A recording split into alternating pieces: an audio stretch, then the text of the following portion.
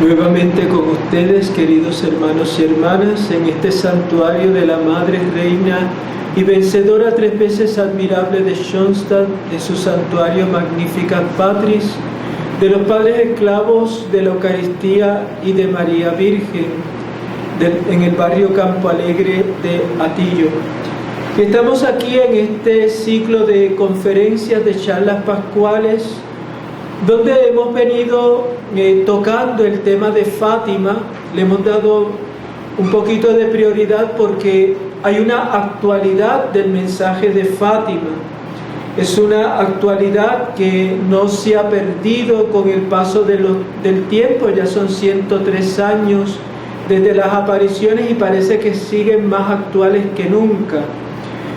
Pero es momento después que hemos terminado todo el ciclo de las apariciones, que es la parte central del mensaje de Fátima, irnos a una parte que muchas veces no se contempla con los ojos que tendríamos que contemplar, y es la vida misma de los niños videntes, de la pequeña Jacinta, de Francisco y de su prima Lucía. ¿Por qué? Porque una cosa es cuando tú tienes un mensaje, y puede ser un mensaje maravilloso, pero si la persona que ha transmitido ese mensaje después lleva una vida que no es acorde a aquello que nos ha dicho en el mensaje se cae. ¿Por qué? Porque no tiene el respaldo de la vida de aquella persona que dice llevarlo.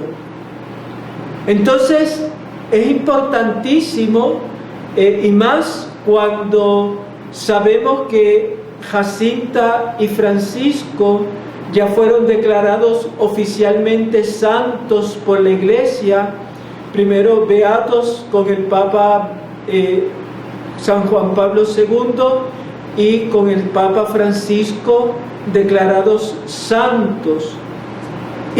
Y Lucía está en camino, porque ella muere más recientemente y está en camino, y es sierva de Dios, y sabemos que no dudamos de que sea también declarada santa.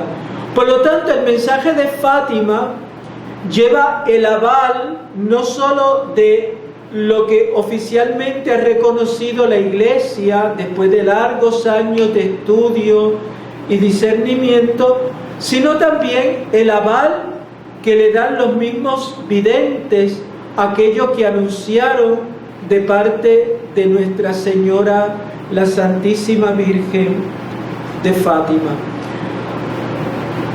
Dice Víctor Hugo, un poeta y dramaturgo y novelista francés, dice Víctor Hugo: solo hay una fama verdaderamente inmortal, es la de los santos de la Iglesia Católica. Y esto es verdad, hermanos. Solo hay una verdadera fama que nos lleva a la inmortalidad, y es la de la santidad. Y en ese sentido vamos ahora a comenzar a abordar un poco la vida de estos niños, qué fue de ellos, porque estoy seguro, y así me lo han manifestado ustedes, que quieren saber, ¿y qué pasó? Después del 13 de octubre, después de ese milagro del sol, después de todas las cosas que ellos vieron junto a la Santísima Virgen, ¿qué pasó con esos niños? Bien, pero antes de comenzar nuestro tema de hoy, vamos a ponernos en oración, a pedir al Espíritu Santo que sea Él el que dirija nuestra mente, nuestros sentimientos, toda nuestra reflexión de este día. Ven, Espíritu Santo, llena los corazones de tus fieles, enciende en ellos el fuego de tu amor. Envía tu Espíritu y todo será creado, y renovarás la faz de la tierra. Oh Dios, que has instruido los corazones de tus hijos, con la luz del Espíritu Santo haz que, guiados por este mismo Espíritu, saboreemos la dulzura del bien y gocemos siempre de sus divinos consuelos. Por Jesucristo nuestro Señor. Dios te salve María, llena eres de gracia, el Señor es contigo. Bendita tú eres entre todas las mujeres, y bendito es el fruto de tu vientre, Jesús. Santa María, Madre de Dios, ruega por nosotros pecadores, ahora y en la hora de nuestra muerte. Amén. Gloria al Padre, y al Hijo, y al Espíritu Santo, como era en el principio, ahora y siempre, por los siglos de los siglos. Amén. Bien, hermanos, quisiéramos comenzar con la séptima aparición. Cuando comenzamos el tema de Fátima, hablamos de 7 apariciones y habíamos acabado con la sexta aparición, que es la aparición del 13 de octubre. Y ciertamente las primeras 6 apariciones son el bloque que contiene la esencia del mensaje de Fátima. Esa séptima aparición que la Virgen anunció a los pastorcitos correspondió a una aparición personal, podríamos decir, que tuvo Lucía. ¿Y dónde la tuvo Lucía? Pues en la cova de Iría. Pero no fue en ese año 1917, fue el 15 de junio de 1921. ¿Y qué es lo que había pasado? Lo que había pasado es que Lucía, ya han muerto sus primos, habían muerto víctimas de lo que se llamó la gripe española, que no era española, pero esa es otra historia. Una pandemia que hubo a nivel mundial también, más o menos como la que estamos pasando en estos momentos. Murió mucha gente, y entre ellos Jacinta y Francisco.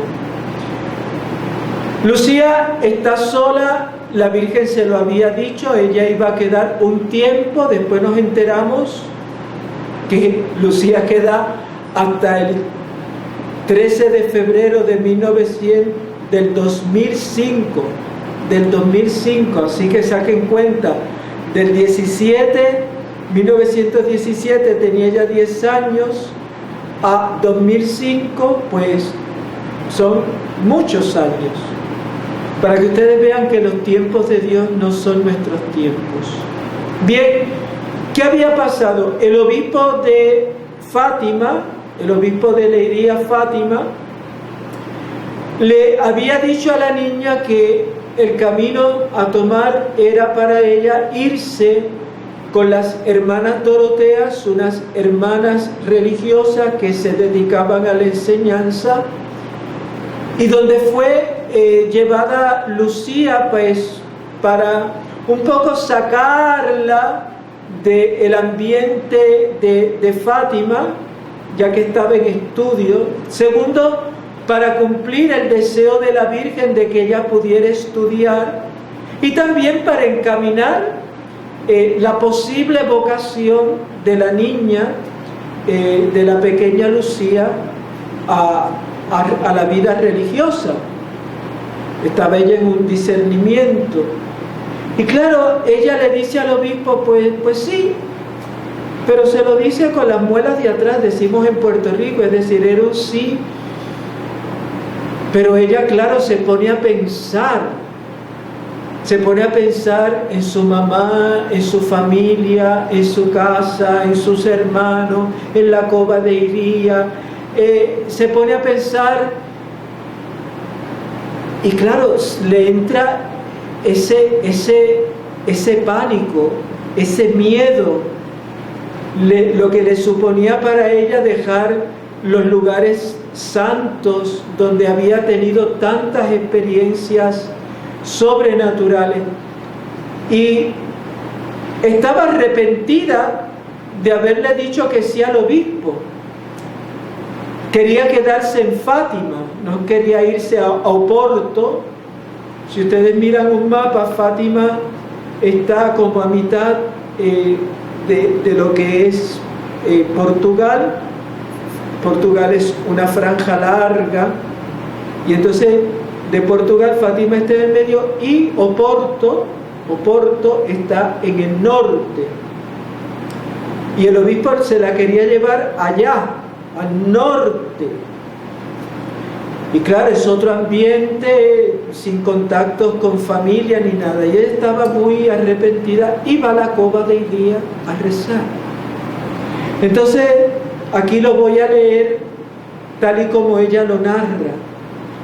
Así solícita, una vez más,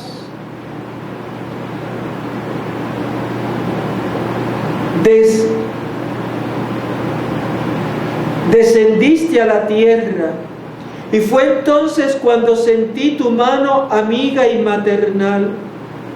Tocaste mi hombro, levanté la mirada y te vi. Eras tú, la Madre bendita, dándome la mano e indicándome el camino. Esta es la 7ª aparición. Lucía está en la cova de Iría, está rezando, está con todo esto pidiendo esa luz al Señor, y la Virgen baja del cielo y se le aparece nuevamente. ¡Qué detalle! Entonces, el detalle, como ella, que está sumida en oración, no está mirando ni nada, está sumida en oración, sale de ese momento de oración cuando siente que alguien le toca en el hombro, y cuando mira es la Virgen. ¡Qué cercanía tenía esa niña con la Virgen! Que la Madre del Cielo le toca el hombro. Nada de esto es nuevo. Si ustedes leen la vida de Santa Catalina de Labouré, la de la medalla milagrosa, la primera vez que Santa Catalina tuvo ese encuentro con la Virgen se había sentado en el sillón donde se sienta el sacerdote en el altar. Ahí se había sentado la Virgen, todavía se ve el sillón. Si usted visita la casa de las Hijas de la Caridad del Rue de Bac, la capilla de las apariciones, y allí está el sillón donde se sentó la Virgen, y dice que la santa que estuvo 2 horas apoyada en las rodillas de la Virgen. ¡Qué experiencia tan hermosa! Pues nada, Lucía siente la mano, y luego siente cómo la Virgen le señala el camino, y dice Lucía: tus labios apretados y el dulce timbre de tu voz restituyó la luz y la paz a mi alma. ¿Quién no se llena de paz y quién no se llena de luz escuchando la voz de la Virgen? Yo te pregunto, ¿y tú alguna vez has escuchado esa dulce voz de la Madre del Cielo? Ojalá se te dé esa gracia. Y la Virgen le va a decir esto, y como ustedes verán, tanto en las apariciones, las 6 apariciones, como en esta, la Virgen siempre habla poquito.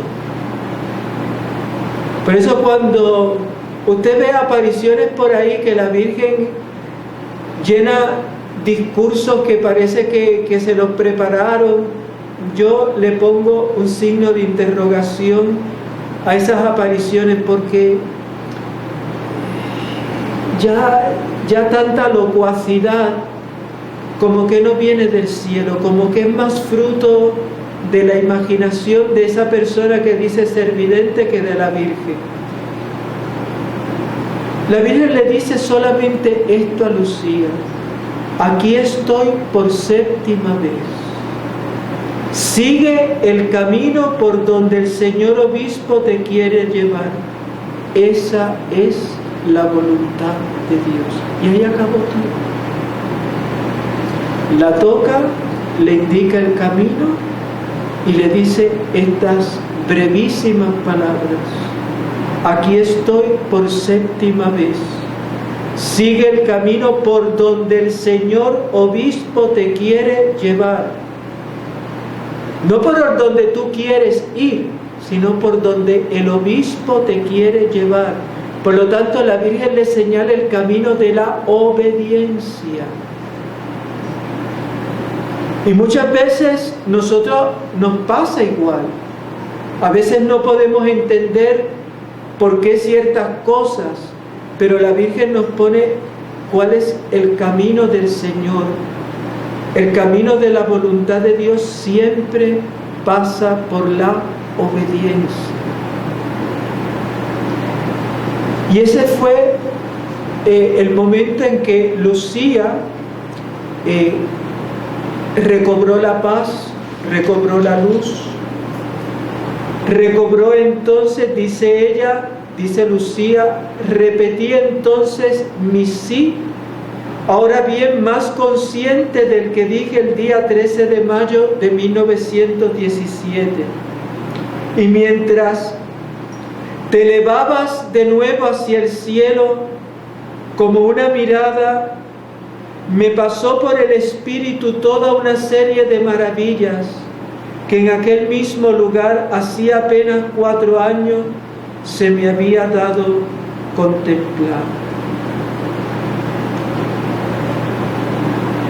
Mientras la Virgen se alejaba, la niña recordó todas las veces las 6 apariciones de Fátima. Es un drama que tendría Lucía, 14 años. O sea, para una niña de 14 años dejar su casa, irse a un colegio, entrar con unas monjas que apenas conoce, pues era para ella desgajarse de todo. Pero fíjense en lo que es la Virgen. Y esto me trae a la memoria una anécdota de un sacerdote amigo, el padre Tomás Celebrekers. Era un padre dominico muy íntimo de mi familia, y un día va a visitar mi casa, y recuerdo que el padre, mi mamá le dijo al padre que yo quería ser sacerdote, y el padre Tomás se puso contentísimo, pero me llamó aparte, me quiso hablar aparte, y me dijo lo siguiente: mira, si en algún momento tienes duda de tu vocación, no dudes ir a los pies de la Virgen. Y aquí me confidenció algo que yo he atesorado siempre en mi corazón. Recuerdo el momento cuando el padre Tomás me dice: mira, yo en mi noviciado, el noviciado es la etapa inicial de la vida religiosa, cuando se toma el hábito y comienza ese camino. Normalmente uno es jovencito, yo tenía 18 años, apenas había salido de la escuela superior cuando comencé mi noviciado. En el caso de él, pues en Holanda, de donde era original, y con los padres dominicos, me dicen, yo entré en una crisis vocacional y fui donde el padre maestro, que era el encargado de su formación, fui donde el padre maestro y le dije que yo me iba a mi casa. El padre maestro me escuchó y me dijo lo siguiente: bueno, si te quieres ir yo no te puedo retener, pero antes quiero que vayas a la Virgen, al altar de la Virgen, le reces una salve y hagas lo que la Virgen te diga. Y Tomás, el padre Tomás, se fue a los pies de la Virgen y dice que cuando empezó a rezarle la salve, en ese momento entró en él la certeza de que aquello era una tentación y que Dios lo quería, en el caso del dominico y sacerdote.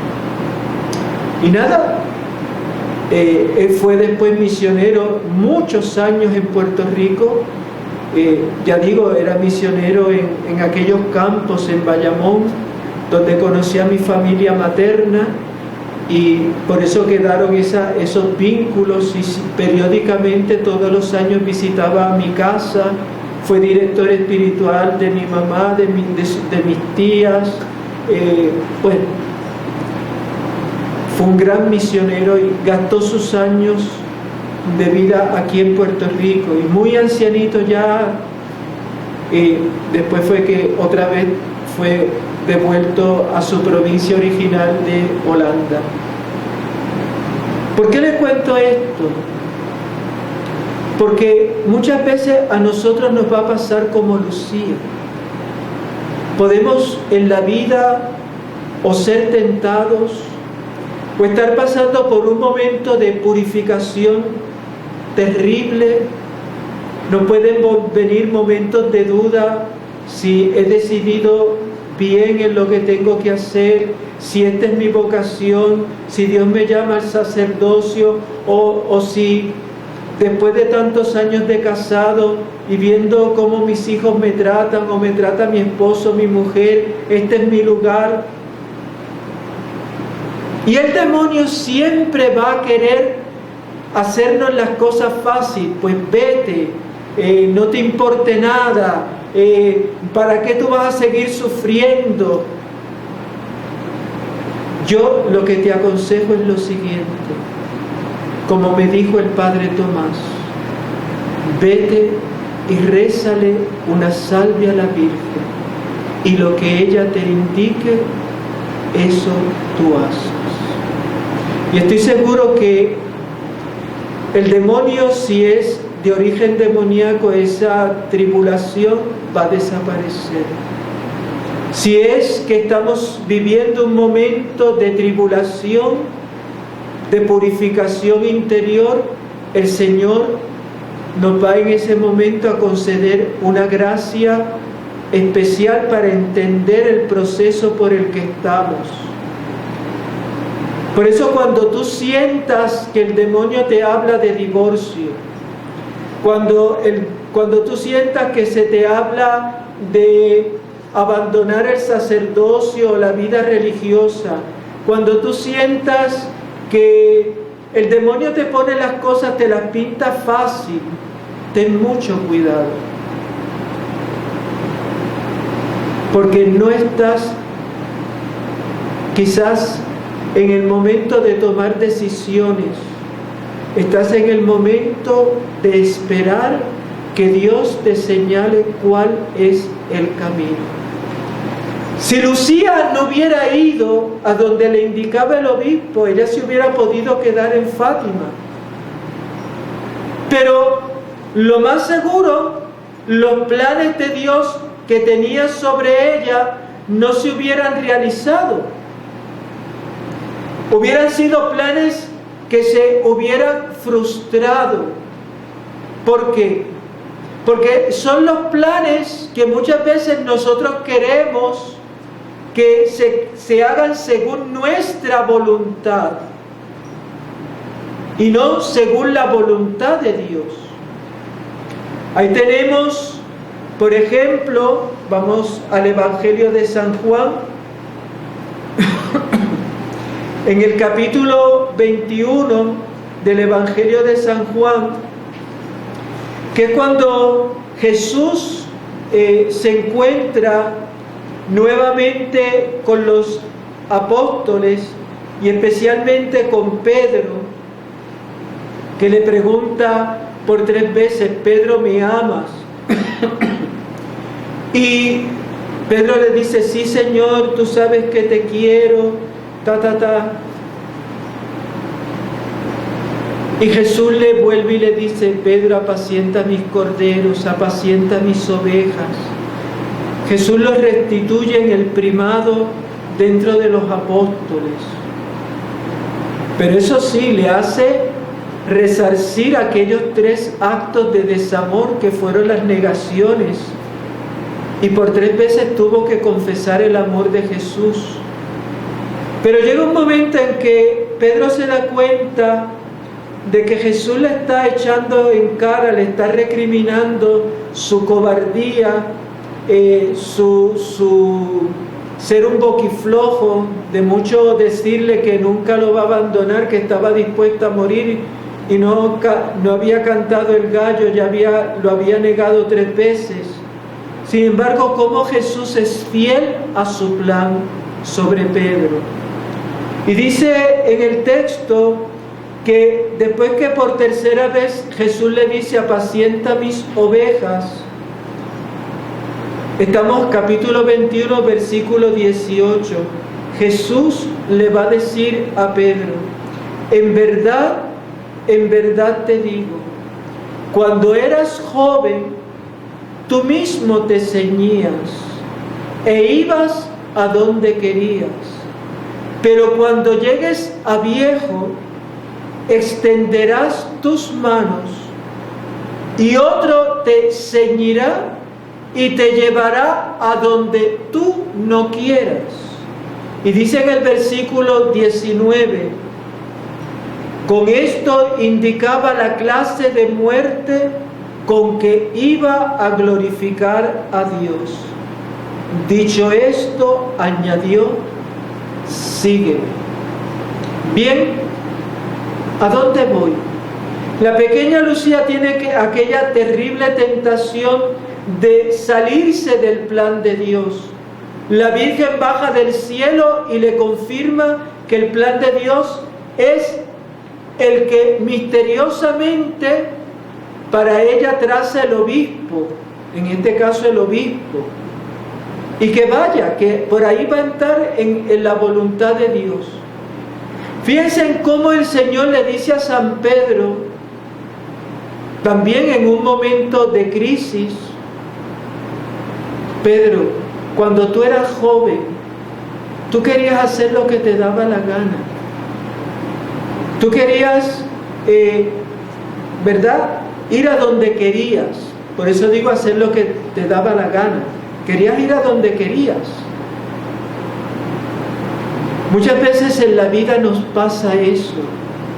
Yo estoy seguro que hay personas que me están escuchando y están llorando en este momento, porque muchos de los fracasos que han experimentado en su vida lo han experimentado porque han querido hacer lo que les daba la gana. Nunca se plantearon cuál era la voluntad de Dios. ¿Y qué pasa? Que cuando comienzan a hacer lo que ellos proyectaron que eran sus planes, inmediatamente comienza la vida a darnos golpes. Y ahí nos damos cuenta que si hubiéramos tenido un poquito de madurez, si hubiéramos sido reflexivos, hubiéramos podido enfrentar las cosas de una manera distinta y quizás no estuviéramos en el atolladero en que estamos en la vida.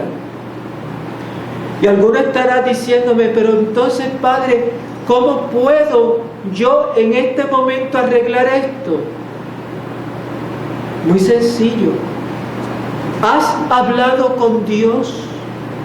¿Has tú hablado con la Virgen? ¿Te has sentado para escuchar la voz del Señor? ¿Para que te dé dirección en la vida? Porque eso es lo que pasa. Que a veces nosotros somos tan impulsivos, como lo era San Pedro, somos tan impulsivos que no nos encomendamos a nadie y hacemos nuestro plan, ponemos nuestro paquete de prioridades. No le hemos preguntado a Dios si eso es lo que Él quiere. Y claro, cuando llegan las consecuencias de nuestras decisiones, muchas de ellas ya irreversibles, entonces viene el ay bendito. Ay, si yo hubiera esto. Ay, si yo hubiera hecho lo otro. Ay, si... Miren, este no es momento de ayes, es momento de humildad, de ponernos entonces delante de Dios como hizo Pedro y dejar ahora que el Señor nos programe, que Dios programe tu vida. Yo muchas veces se lo digo a los frailes, si a mí Dios me hubiera permitido elegir a mis compañeros, quizás a quien hubiera elegido no fuera ellos, pero es que el Señor no los eligió, no fui yo el que los elegí, fue el Señor que los eligió a ellos y me los dio como hermanos. Pues igual, a ese te lo dio por esposo, a esa te la dio por esposa, a estos se los dio por hijos. Y tú entonces tienes que redescubrir a la luz de Dios que estas personas son las llamadas por Él a compartir ese proyecto, ese caminar de vida. Pero tú no te puedes empeñar, como hay tanta gente, en que me voy a divorciar, en que me voy a separar, en que no, yo quiero salir de este lío.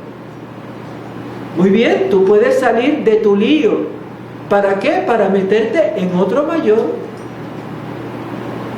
¿Por qué? Porque tarde o temprano tú te vas a encontrar con el silencio y con la voz de la conciencia en la que habla el Señor, y ahí es cuando vienen los arrepentimientos, remordimientos, los tormentos interiores. Miren, yo recuerdo una vez, por ponerle un caso, uno entre muchos, un joven que llegamos a conocer, nuestro padre Aníbal, y ese muchacho pues tenía vocación, tenía vocación. El día que el padre le había dado para entrar en la comunidad, él no apareció. Bueno, no apareció, algo le habrá pasado. Antes no había celulares ni cosas de esas. Al tiempo nos enteramos que el muchacho se echó de novia a una muchacha, se dejó de la vocación, la cosa es que se casa. Y estándole en el altar, el padre Aníbal le dice: ¿tú estás seguro de que te quieres casar? Y el muchacho dice: sí, pero era mentira, porque él le había dicho a una pariente que él no se quería casar, que él se sentía que estaba obligado. ¿Por qué? Porque esa pariente le dijo: mira, como tú digas que no, yo te mato. ¿Por qué? Porque después que nosotros hemos gastado en esto, después que hemos gastado en lo otro, después, bueno, pues dijo que sí. Porque el padre se daba cuenta, pero él dijo que sí. ¿Y qué pasó, hermanos? Pasan los años, pasa el tiempo, y este muchacho cae en una terrible depresión. Tenía hijos, tenía una mujer, tenía un buen trabajo, tenía todo. Pero había algo que estaba dentro de él y era un vacío. ¿Cuál era el vacío? Lo que no pudo llenar los hijos, ni la esposa, ni el trabajo, porque tenía un buen trabajo. Era el vacío de no estar en el lugar que lo quería Dios. Por eso esta experiencia de Lucía, lo que le dice la Virgen a Lucía, esa es la voluntad de Dios. Es lo que tiene que ser para nosotros el norte de nuestra vida. Tú nunca le hagas planes a Dios. Deja que Dios te ayude a descubrir cuáles son sus planes. Y alguno dirá: pero padre, ¿y ahora qué hago? Yo que estoy casada, yo que esto. Mira, hay cosas que ya no tienen vuelta atrás. Pero en los planes de Dios, Él sabrá cómo va a aprovechar esa circunstancia, como hizo con Pedro. Pedro lo había negado. Pedro pudo decir, pues ya no hay vuelta atrás, ya lo negué, pues ¿qué relación puedo esperar yo con el Señor? Sin embargo, Jesús le vuelve a decir, sigue. Dios sabe cómo nos lleva en la vida. Y a veces Dios permite unas cosas en su providencia, porque no es que Dios quería que eso nos ocurriera, pero permite en su providencia, pero Él sabrá sacar de esos males bienes. Ahora bien, ábrete, abre el corazón, no sigas metiendo las patas, no sigas haciendo en tu vida lo que te da la gana, no sigas tomando decisiones premeditadas. Enfócate en aceptar que estas circunstancias responden quizás a tus planes, pero también ahí pídele al Señor que Él se manifieste y Él te ayude, y tú verás que el Señor no te va a dejar solo. Es lo que la Virgen hace con Lucía. Fíjense que la Virgen sabía que todo esto iba a pasar. ¿Por qué? Porque ella está en el cielo y en Dios ella conoce. La Virgen no le dice a los pastorcitos, y en especial a Lucía, mira, te va a venir una crisis a los 14 años, entonces yo voy a aparecerme, ¿no? Ella dijo, voy a venir 7 veces. No dijo más. Los pastorcitos de mayo a octubre se dan cuenta que son 6. Bueno, la Virgen dijo que eran 7. Bueno, pues será cuando sea. Había quedado una aparición colgada. 2 de los pastorcitos ya habían muerto. Entonces Lucía pudo llegar a pensar, bueno, pues se acabó, no sé cuándo va a ser esa aparición, porque ahora yo me tengo que ir, o dicen que me tengo que ir. Esa aparición fue la aparición clave para ella seguir no solo el camino de la voluntad de Dios, sino lo que en la voluntad de Dios tenía destinado para Lucía como instrumento.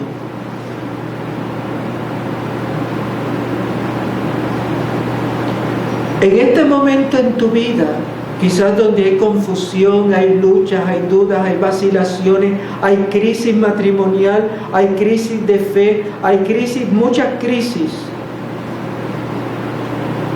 Ponte en oración. Habla con Dios. Ábrele el corazón a Cristo. Y entonces vamos a ver cómo el Señor va a ser propicia la luz que necesitamos. Vamos a ver cómo va a fluir de nuestro corazón la paz que experimentó Lucía. Vamos a ver cómo la Santísima Virgen va a estar a nuestro lado. Muchos de ustedes tienen santuarios hogares. Muchos de ustedes gozan pues de un rinconcito de oración en su hogar, o tienen la posibilidad de venir al santuario, o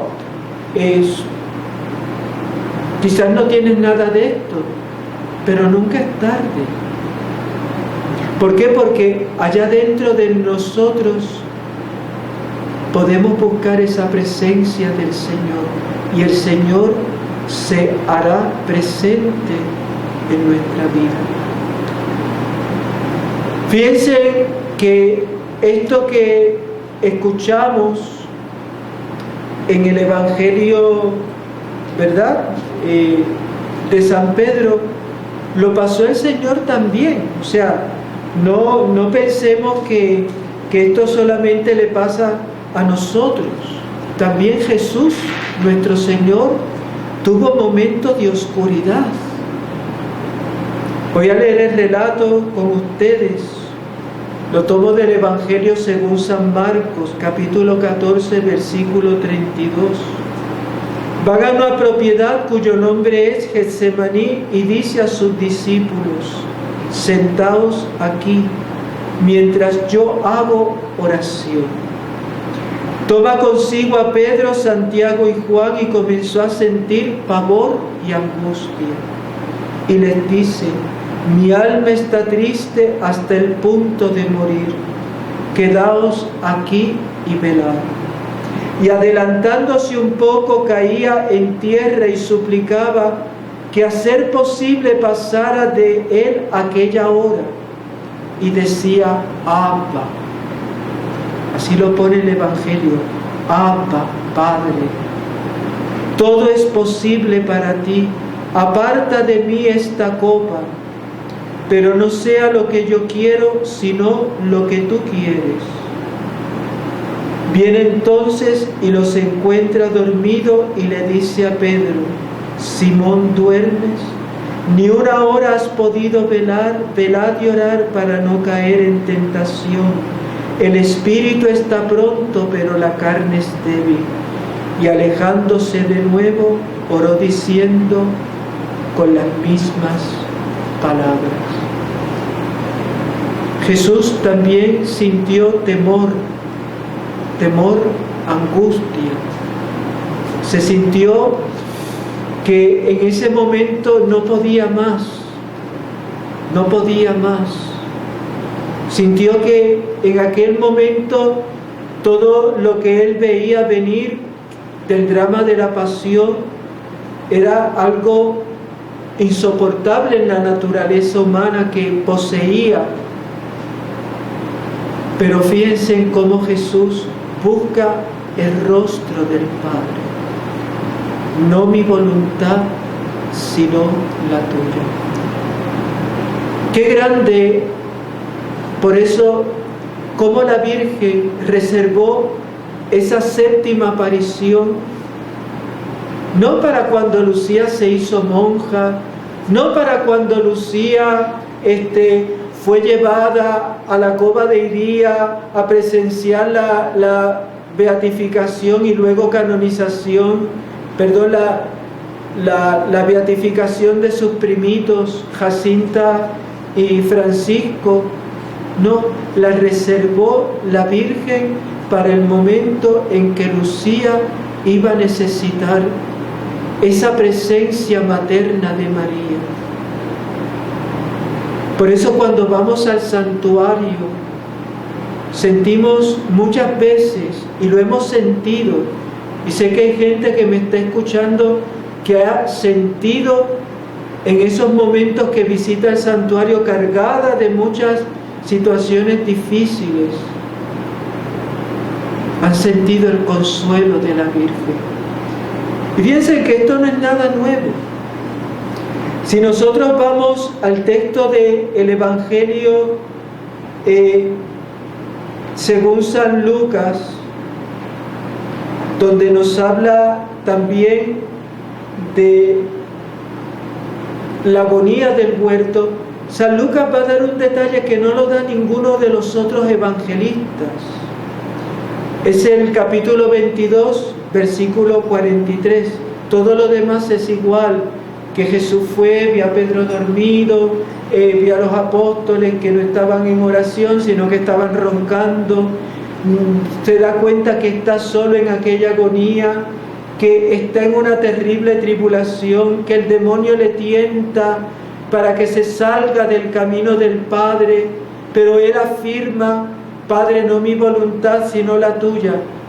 La angustia del Señor era grande. Entonces San Lucas, capítulo 22, versículo 43, va a decir: entonces se le apareció un ángel venido del cielo que lo confortaba, y sumido en agonía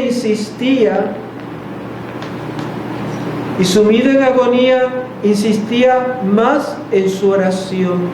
Su sudor se hizo como gotas espesas de sangre que caían en tierra. Dos cosas.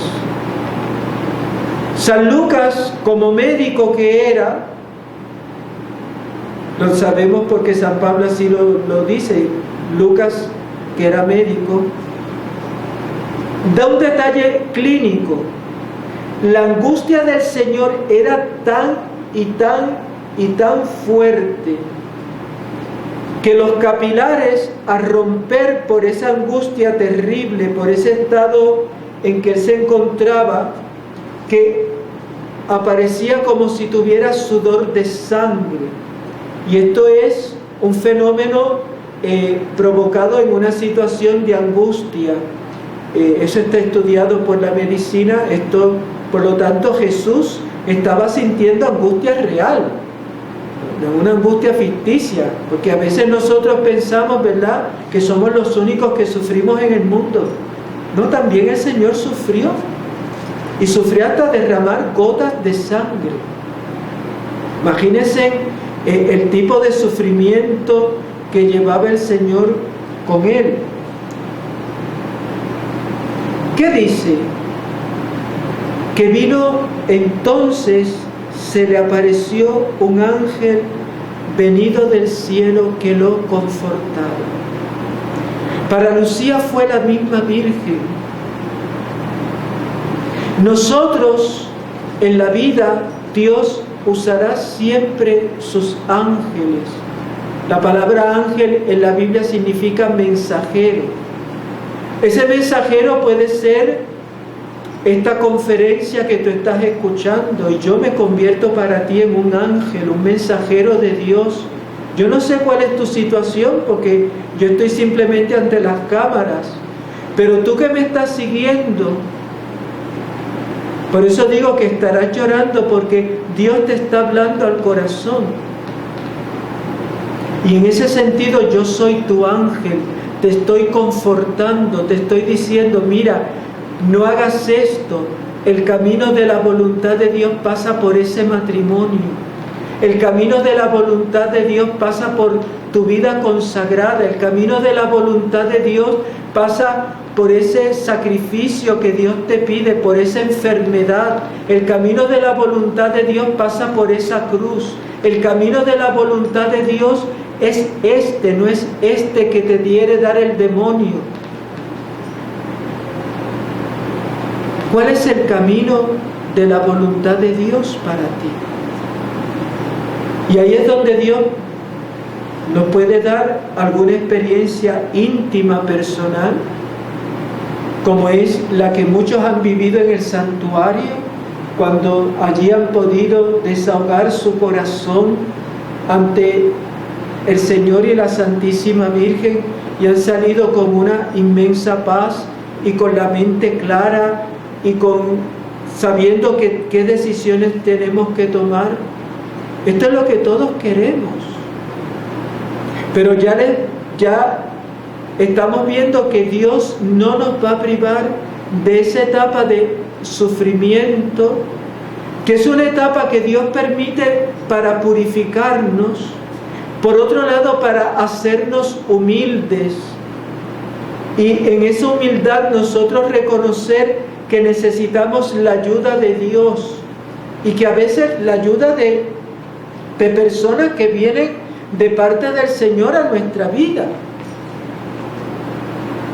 Yo lo que no entiendo es cómo tú te empeñas en hacer fracasar tu matrimonio simplemente porque la cruz se hace pesada. Yo no puedo entender cómo tú quieres hacer fracasar tu vida de familia simplemente porque tal hijo, tal situación te es pesada. Yo no puedo entender cómo tú te pones en rebeldía, en negación, cerrándote a toda luz que pueda venir del Señor, simplemente porque ya decidiste coger un avión, hacer esto, hacer lo otro, irte para aquí, hacer aquello allá, te fabricas una serie de ideas, y al final te quedas sin la soga y sin la cabra, que es lo que quiere siempre el demonio hacer con nosotros. Me recuerdo el caso de un joven que estaba aquí en esta comunidad, Y un día viene donde mí, eso fue hace muchos, muchos años, estoy hablando de muchos, muchos años atrás, y me dice que se va, que aquí nos rezamos mucho. Ay, si aquí nos rezamos, que no, que aquí no se reza mucho, que yo me quiero ir a mi casa porque yo rezaba más allá en mi casa. Yo dije, ¿tú estás seguro que tú en tu casa rezabas más? Sí, sí, padre, yo rezaba más. Aquí ustedes pues rezan, sí, pero no es como yo me gustaría rezar. Yo quiero rezar más. Bueno, dije, mira, yo veo esto claramente una tentación. Pero si tú dices que tú vas a rezar más en tu casa, yo no te voy a quitar, ¿verdad? Que tú te vayas. Sí, se fue.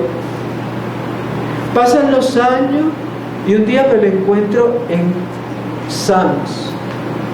Tuve que ir a Sam's y me lo encuentro. Tan pronto me ve aquel muchacho, bajó la cabeza. Yo me acerco y le digo, pues yo no tengo nada que esconder. Le digo, fulano, estás rezando mucho. Y se me echa a llorar. Y ahí empieza a hacerme el cuento. Cuando él se fue a su casa, pues nada, no podía vivir del cuento. Se tuvo que ir a trabajar. Estando trabajando se enamoró. Enamorándose se casó. Casándose tuvo hijos. Y cuando se enamora, se casa y tiene hijos, cada cual a su casa. Y entonces tuvo que buscarse otro trabajo porque ya uno no le daba para mantener la familia. Y ya no rezaba, apenas un rosario, nada más. ¿Por qué? Porque después de 2 trabajos, de tener que atender a su familia, a su esposa y todas las obligaciones del hogar, ese muchacho, el sentimiento que me dio de frustración era tan y tan grande en esa alma que lo tuve que calmar porque estábamos en Walmart, no estaba en un confesionario ni estaba en una dirección espiritual acá en el convento, no podía dejarlo. Pero aquel hombre estaba que se bebía las lágrimas. No era feliz. Y eso nos pasa, hermanos, cuando nosotros nos queremos salir de la voluntad de Dios. Cuando nos salimos de la voluntad de Dios, nunca seremos felices. Nuestros planes nunca van a suplir lo que Dios siempre pensó mejor para nosotros. Y esto es lo que le pasa a Lucía en esa 7ª aparición. Su crisis, porque tenía que dejar a su familia, a la cova de Iría, a los bariños, los recuerdos de las apariciones, para irse a un camino desconocido. Y la Virgen le dice, ese es el camino de la voluntad de Dios. Pues ojalá nosotros podamos caminar en esa voluntad de Dios. Vamos a terminar con la oración que la Virgen enseña a los pastorcitos. Oh Jesús mío, perdona nuestros pecados, líbranos del fuego del infierno, lleva todas las almas al cielo, especialmente las más necesitadas de tu misericordia. Que Dios te bendiga.